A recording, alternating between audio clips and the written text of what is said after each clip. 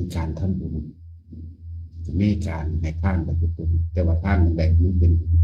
มันเป็นบุญจริงๆหรือว่าบุญกุศลทานที่บ่หวังสิ่งใดตอบแทนบ่หวังผลในทานบ่มีจิตบุคคลในผลในทาน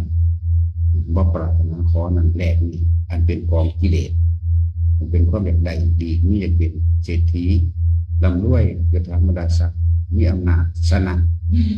โดยโลกแต่บ่มีความบังความปรารถนาถ้านั้นก็จะเป็นเหตุเป็นปัจจัยเนาะก้าวขึ้นสู่ความทิ้งความเห็นแก่ตัวละความเห็นแก่ตัวถ้านั้นจึงจะเป็นบุญได้ด้วยการให้ทานกับวันประโยชน์เพื่อผู้อื่นเพิ่นคำว่าศีลกับปัญญาเวลาใดขณะใดผู้ใดที่เฮาไม่คิดทำร้ายเบียดเบียนให้มีผู้ใดผู้หนึ่งเสียชีวิตและทรัพย์สินตลอดทั้งคนและสัตว์ทั้งมนุษย์และอมนุษย์เวลานั้นก็เป็นศีลขึ้นมาเองโดยไม่ต้องไปขอกันธรรมชาติมันเป็นแบบนั้นมันเลยแหละทานศีลส่วนภาวนาคือทำให้ความรู้สึกตัวของตัวเองมันเกิดขึ้นภาวนาส่วนมากเขาไม่รู้สึกตัวในตัวเองเขาจะไปรู้สึกตัวอยู่กับผู้อื่นคือไปรู้สึกพอใจกับไม่พอใจอยู่กับบุคคลสัตว์สิ่งของ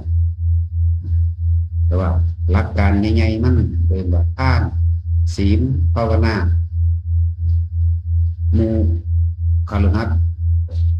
ฆราวาสทั้งหลายมีครอบครัวอยู่ทำมาหากินมันอยู่ก็อาศัยทานเป็นเบื้องต้นเราศีลมันกันได้มั่งบ่ได้มั่งก็ช่างมันมีอาชีพการงานอะไรก็เฮ็ดไปสักก่อนแต่ว่าท่านที่เฮาสามารถเฮ็ดได้อยากให้มันเป็นของดีของบริสุทธิ์ท่านเราเกิดความสงบเย็นใจท่านเรามันจะค่อยๆเป็นเครื่องนอนนำเข้ามาสู่การเห็นในความอยากของตนเองในความยึดของตนเองในความทุกข์ในความเร่าร้อนในความกังวลของตนเองดอกก็เลยอาศัยท่านเป็นเบื้องต้นเพื่อเกิดความสงบปราศจากการคิดนึกในความเด็กใดดีไม่เป็นนี่แล้วมาท่านในมือนี้ก็อาศัยการได้ยินได้ฟังธรรมะได้ยินได้ฟังเป็นอธิบายเปรียบเทียบผิดถูกชั่วดีบุญบาปยังก็แล้วแต่ที่เป็นบาปไปกุศลและอกุศล